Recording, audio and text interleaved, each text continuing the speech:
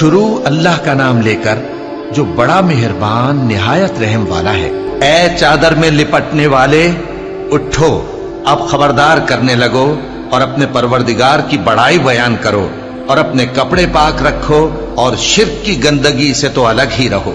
اور اس نیت سے احسان نہ کرو کہ اس سے زیادہ کے خواہاں ہو، اور اپنے پروردگار کی خاطر صبر کرتے رہو۔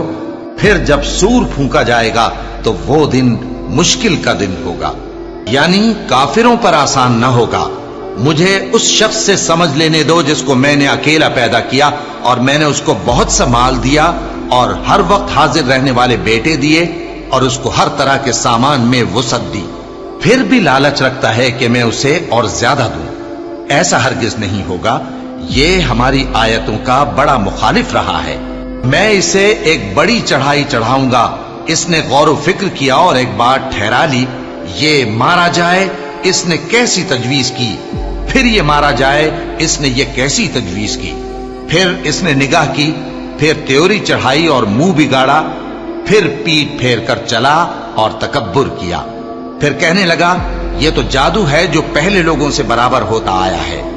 پھر بولا یہ اللہ کا کلام نہیں بلکہ بشر کا کلام ہے، میں ان قریب اس کو سقر میں داخل کروں گا، اور تم کیا سمجھے کہ سقر کیا ہے؟